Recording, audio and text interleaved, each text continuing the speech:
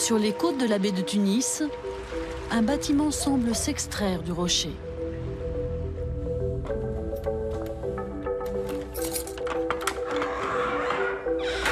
À l'intérieur, un décor enchanteur, digne d'un palais des mille et une nuits. Et ces livres au titre évocateur, la musique arabe, véritable bible pour les musicologues. Il y a aussi cet objet personnel du maître des lieux, un instrument de musique rare qui a bien failli disparaître. Nous sommes chez le baron Rodolphe d'Erlanger, musicologue, esthète, défenseur des traditions locales de son temps. C'est l'histoire de cet homme au destin étonnant et de ce lieu que nous allons maintenant découvrir.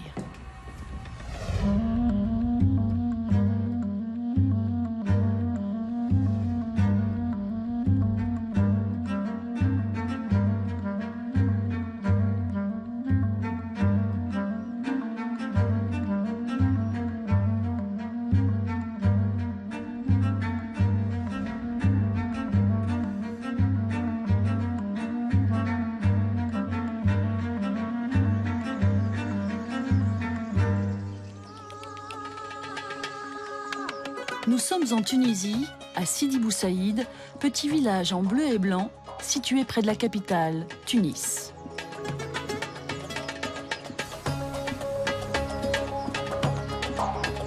À flanc de colline, on découvre cette demeure somptueuse. Nous pénétrons dans ce qui est aujourd'hui le centre des musiques arabes et méditerranéennes. Mounir Entati en est le conservateur. Il a rendez-vous avec un jeune musicien de seulement 12 ans. Bonjour et bienvenue à Enej Mazara. Dans quelques semaines, aura lieu dans le patio du centre le Festival des jeunes virtuoses, l'occasion de faire connaître de jeunes talents venus des deux côtés de la Méditerranée. Je dois te dire deux choses. Premièrement, tu vas faire l'ouverture du festival. Tu vas jouer du ranoun pendant 40 minutes. Et après toi, il y aura un musicien espagnol qui jouera du piano. Bon, je te laisse répéter. Aujourd'hui encore, on continue de perpétuer ici l'esprit d'ouverture et de dialogue entre les cultures que l'homme à l'origine de ce lieu n'a eu de cesse de défendre. Mounir nous emmène sur les traces de celui qui a construit ce palais pas comme les autres, le baron Rodolphe d'Erlanger. Le baron d'Erlanger est français de naissance, britannique de nationalité. C'est le fils d'un riche banquier d'origine allemande. Le baron, né en 1872. C'est le troisième enfant d'un banquier allemand ayant fait fortune en Tunisie. Si ses frères se destinent à la finance, lui préfère les arts et la peinture. Il vit à Paris, mais sa santé fragile le pousse à choisir un pays au climat plus clément. Il va succomber au charme de la Tunisie, où sa famille possède déjà des terres, et décide de s'y installer. Il entame donc les travaux de construction de ce palais en 1909. C'est un chantier sans précédent, gigantesque, qui allait demander 4000 pioches et 4000 pelles. Les travaux vont durer plus de 10 ans. Le baron va fouiller dans l'héritage artistique musulman, dont il ignore tout. Il va faire de ce palais un chef-d'œuvre à nul autre pareil.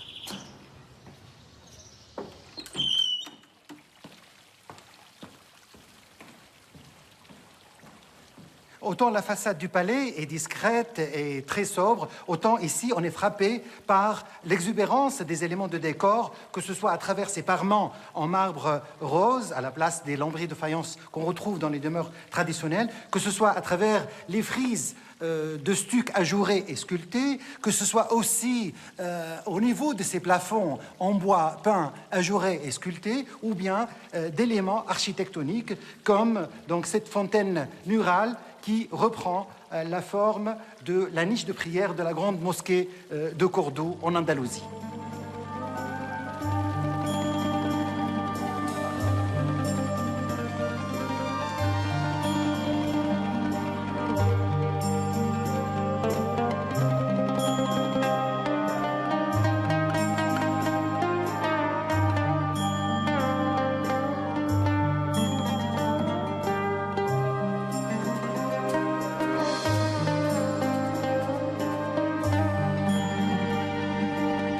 Le baron va puiser dans le répertoire de l'architecture arabo-andalouse, marocaine et tunisienne.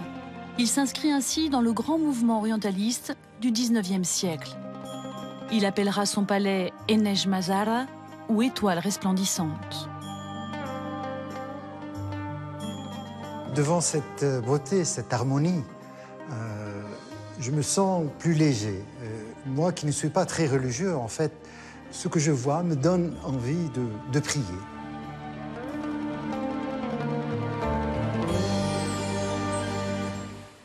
À l'étage, Mounir nous entraîne dans les salons privés. Ici, une étrange impression, comme si le baron venait tout juste de quitter les lieux, imprimant une fois de plus ses choix esthétiques. Mais c'est du côté de la chambre à coucher que notre regard est soudain attiré. Ce qui est peut-être le plus spectaculaire dans cette salle, c'est cette alcôve-lit qui est surmontée par une calotte en bois sculpté, en stalactite, muqarnas, en forme de ruche d'abeille, qui est donc recouverte de feuilles d'or.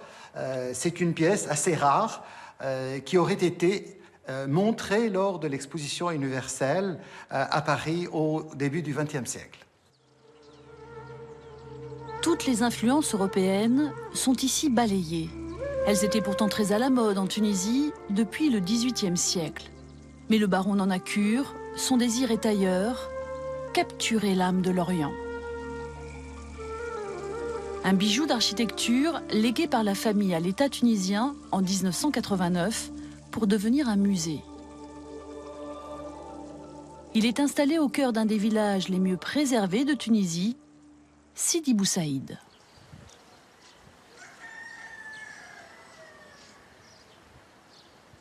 Historien et habitant du village, Kheireddine Anabi nous plonge dans son histoire à la grande époque de Carthage, située juste en bas.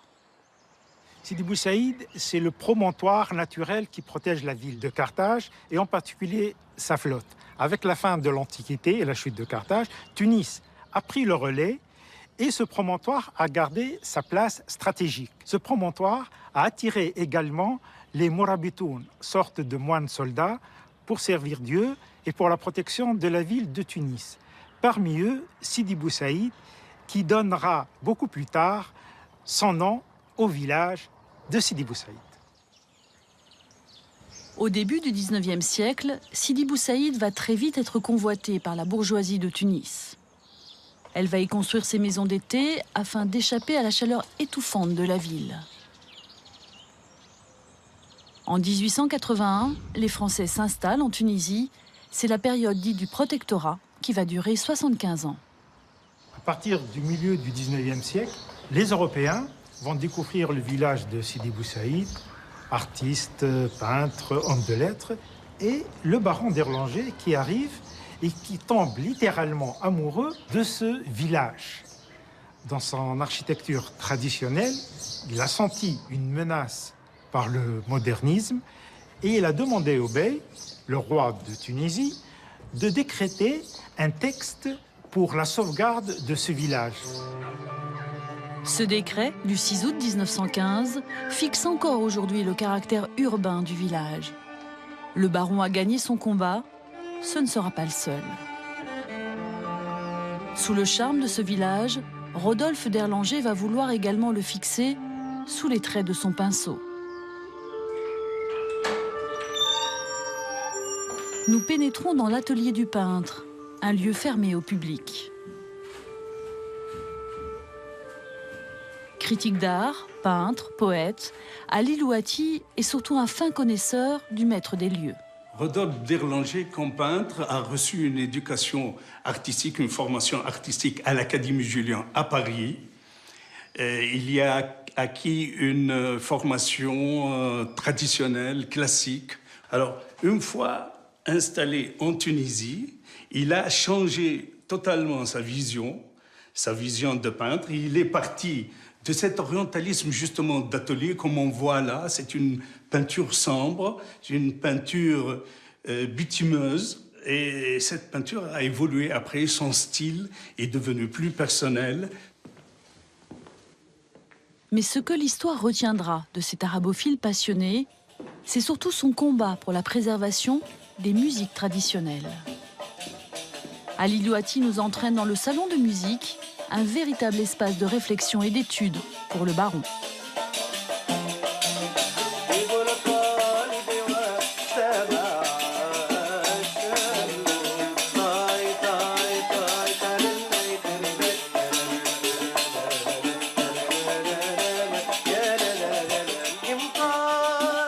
Son travail partait du malouf, qui est la musique classique tunisienne d'origine andalouse. Il en était littéralement amoureux et craignait qu'elle se perde. Et pour cela, il a réuni de grands artistes de cette tradition. Il les réunissait ici, dans ce salon de musique, pour répéter, apprendre, jouer. C'était un véritable orchestre. Et cette action a eu beaucoup d'influence sur l'avenir du malouf. Et en cela, il a été réellement un pionnier. Un pionnier et surtout un mécène éclairé. Il est le seul Européen en Tunisie à pousser la sauvegarde de ces musiques aussi loin. Il suit ainsi les traces de ces chercheurs orientalistes qui, à cette époque, étudient dans d'autres pays d'Afrique du Nord.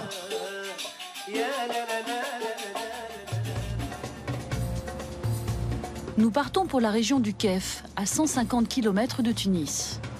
Si le baron faisait venir les musiciens au palais, aujourd'hui, Mounir Entati, le conservateur, part à leur rencontre. Une façon de perpétuer cet héritage. Assalamu alaikum. Allah يسمعهم. لاباس عليك. شنو صح لاباس؟ شنو امورك؟ لاباس عليك وليدات لاباس؟ اهلا وسهلا. عسلامة. Rendez-vous a été pris avec ce groupe local pour un enregistrement sur le terrain en pleine campagne.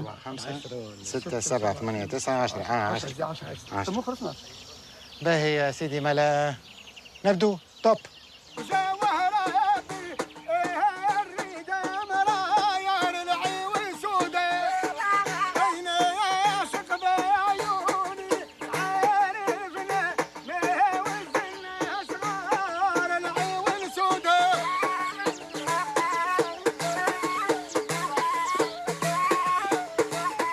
C'est une chanson d'amour. C'est le sujet le plus récurrent, évidemment. C'est une chanson qui a été créée dans cette région. Et je viens d'apprendre que le poète, il appartient à la tribu des Cherni de cette région. Cette chanson particulière n'a pas été enregistrée par la Phonothèque nationale avant. Donc pour moi, c'est pour compléter en quelque sorte ce puzzle. Parce que nous sommes toujours à la recherche de pièces qui manquent pour reconstituer tout le puzzle de la musique tunisienne. Et au centre, nous considérons que nous sommes un peu les continuateurs de ce travail de pionnier que le baron a entamé au début du siècle. Moi, il m'arrive souvent de penser que son âme est en train d'être un peu survolée, ce lieu. J'ai envie de me mettre un peu dans les souliers de ce précurseur et de ce pionnier.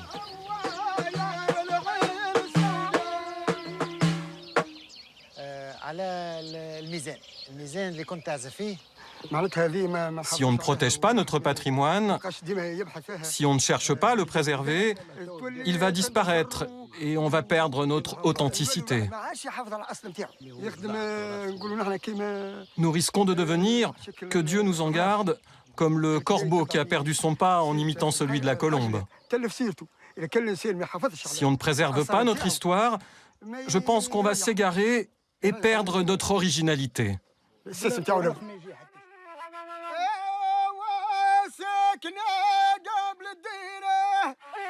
Soucieux de comprendre cette musique, le baron d'Erlanger va s'entourer des plus grands érudits tunisiens.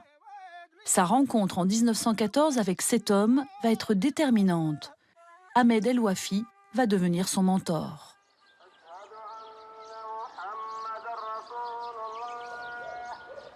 Il est 20h, nous sommes à la Marsa, dans la banlieue de Tunis.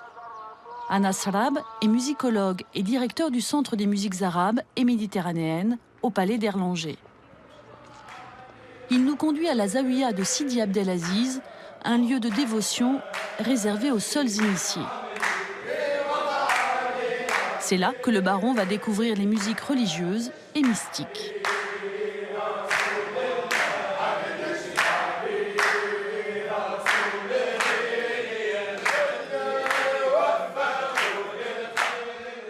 Cheikh Ahmed Louefi était baigné dans la musique mystique et confrérique grâce à son père qui était adepte d'une confrérie. Le Cheikh Ahmed Louefi initiera par la suite le baron d'Erlanger à la musique, cette musique confrérique et à la musique tunisienne et à toute la musique du monde arabe.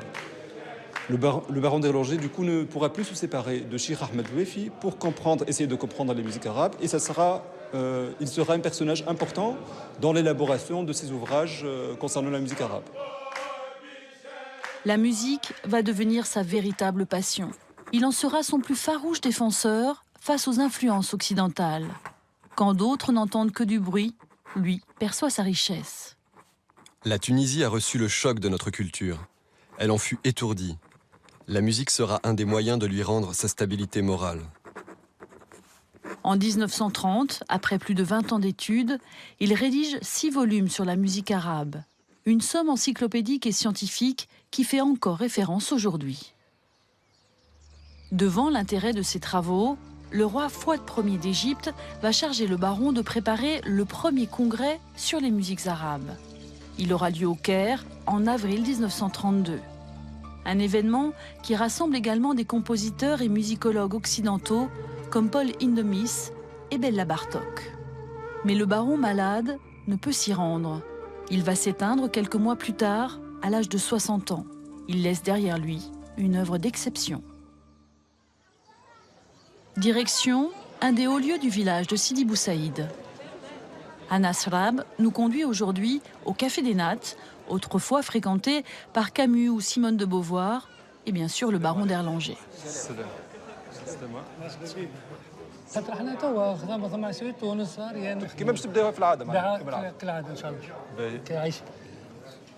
Comme le veut la tradition, chers visiteurs, nous allons saluer le prophète.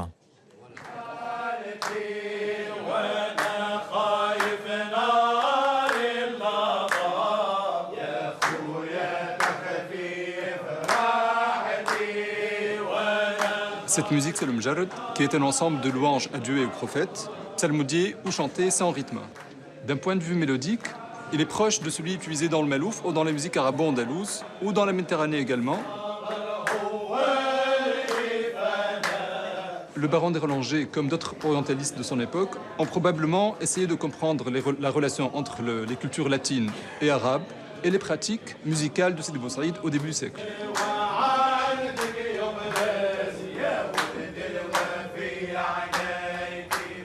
Retour au palais. En musicologue averti, le baron collectionnait également des instruments de musique traditionnelle. Depuis 30 ans, le musée a enrichi cette collection de plus de 250 instruments venus de toute la Tunisie. Aujourd'hui, c'est la plus complète du pays. Parmi la collection personnelle du baron, cet objet, le gougaï, un instrument originaire d'Afrique subsaharienne. C'est le seul et unique exemplaire original encore en Tunisie. Il y a quelques années, le centre a mis sur pied un atelier de lutherie dans l'enceinte du palais. Un atelier aux compétences très spécifiques. Ici, Rached, frappe ici. Non, non, non, non, pas comme ça. Mets le droit, je te dis. C'est le seul atelier-école du pays ouvert aux élèves de l'Institut supérieur de musique de Tunis.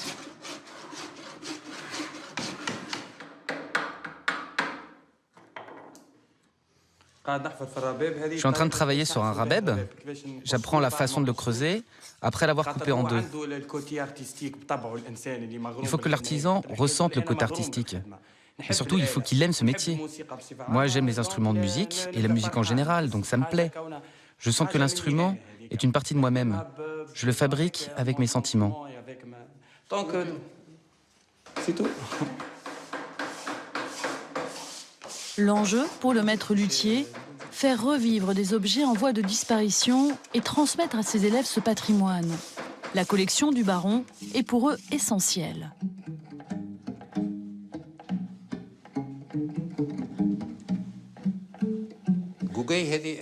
Cet instrument, c'est le gougaï. Il a 2 cordes. C'est un instrument monté sur une demi-sphère. Et il est fait avec de la peau de chèvre. En fait, on l'a pris au musée du baron. On pense que c'était le dernier exemplaire. Alors, dans un premier temps, on l'a restauré, puis on en a fait une copie en plus grand, et ainsi, on a pu le faire revivre. Certains instruments demandent quelquefois une véritable enquête. Safa est étudiante en master. Elle a travaillé pendant plus d'1 an sur ce drôle de violon, un fakhroun. Cet instrument est fait avec une carapace de tortue. Cela a une signification chez nous, car dans notre tradition, la tortue est censée éloigner les mauvais esprits et le mauvais œil. Pour créer cet instrument, je me suis inspirée du seul exemplaire que nous avons encore au musée du Baron. On a pris les mesures, mais ça n'a pas été facile car il ne reste plus qu'un seul instrument. Il n'y avait pas d'études, pas de documents, on a même dû imaginer certaines parties. En créant cet instrument, je contribue tout simplement à faire revivre le patrimoine musical de mon pays. Et ainsi, offrir aux gens la possibilité de les réutiliser aujourd'hui.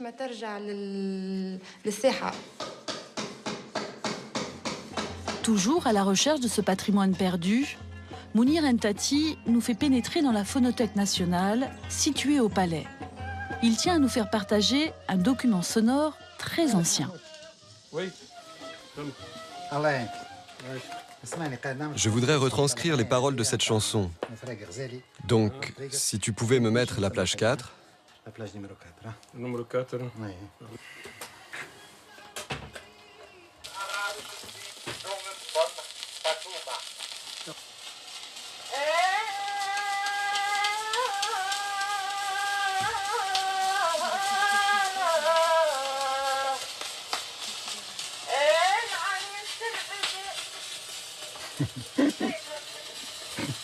À chaque fois que j'entends ça, j'ai vraiment la chair de poule parce que c'est l'enregistrement le plus ancien que nous avons ici à la Phonothèque nationale. Là, il s'agit d'une chanson qui a été enregistrée en Tunisie en 1903 par un musicologue allemand qui s'appelle Paul Draeger, qui était donc venu avec sa machine parlante, un phonographe à cylindre, et elle est chantée par une femme qui s'appelle Fatouma. Et je riais tout à l'heure parce qu'au cours de la chanson, elle est peut-être très émue de se retrouver devant cette machine, devant ce monsieur qui l'enregistrait. Elle s'arrête, elle dit « j'ai oublié ». Elle se prend un petit moment pour se rappeler le reste de la chanson. Ah, c'est un petit trésor.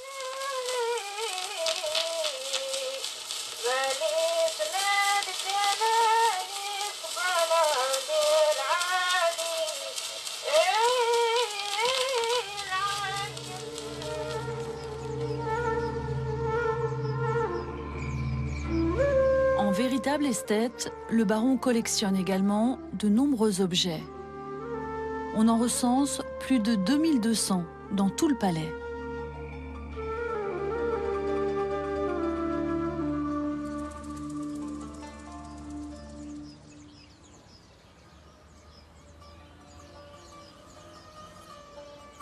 Dans le patio, le jeune virtuose termine sa répétition. Du passé au présent, Enej Mazar, l'étoile resplendissante, lègue à la postérité un héritage artistique, unique en son genre.